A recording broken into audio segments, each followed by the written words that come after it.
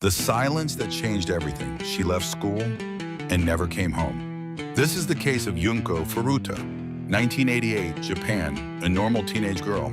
A normal routine, a normal life that nobody thought would turn into one of the most discussed cases in modern history. That's how most stories like this begin. Ordinary, invisible, forgettable, until they aren't. She disappears on her way home. At first, it looks like a standard missing person report. Police treat it like something that will resolve quickly. Family waits, hours pass, then days, but something unusual starts happening in the background. People around the area later recall small inconsistencies, details that didn't fully make sense at the time. Nothing confirmed, nothing connected, just fragments of suspicion that never turned into action. And that's where the silence begins, because in real life, silence doesn't look like silence. It looks like delay. It looks like doubt. It looks like someone else is probably handling it. Days turn into weeks. And as time passes, something dangerous happens in missing cases. The urgency fades, attention shifts, the world moves on. Even when the situation shouldn't be moving on. And this case slowly enters that exact pattern. Not because it was forgotten completely, but because it was not understood in time.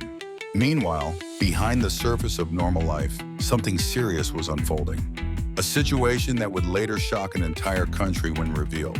But at that moment, nobody had the full picture. And that is always the hardest part to accept. We don't act on what we don't fully see. We act when it's too late. Eventually, the truth comes out. And when it does, Japan is shaken, not just by the crime itself, but by the realization of how long it continued without intervention. And how many chances existed where things could have gone differently. The investigation that followed revealed failures in awareness and timing. Not one single failure, but many small missed moments. Small decisions not made, small signals not fully understood. And those small gaps created something much larger.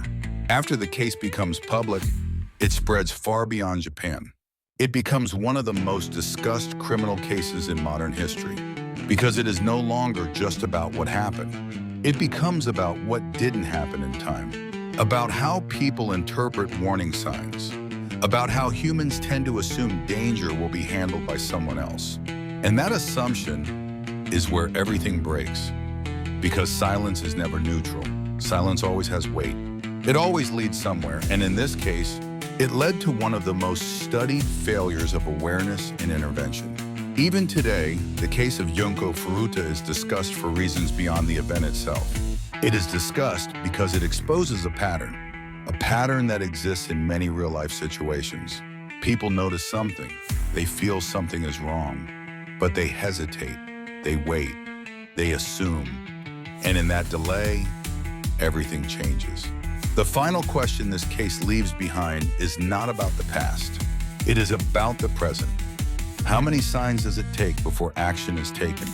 And how many tragedies begin with someone believing they are overreacting? Or worse, believing someone else will handle it.